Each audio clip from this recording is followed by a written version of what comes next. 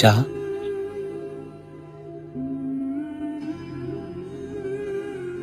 চিনি ছাড়া।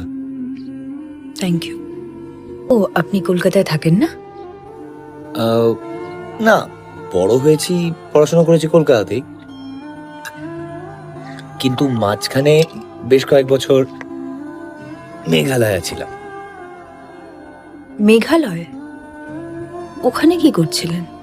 একটা পাহাড়ি গ্রামে গেঁড়িগুড়িদের আঁকা শেখাতাম।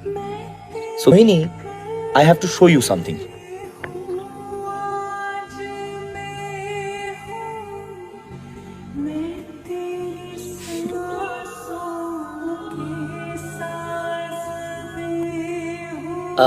এইগুলো সব স্যারের ইন্সপিরেশন থেকে।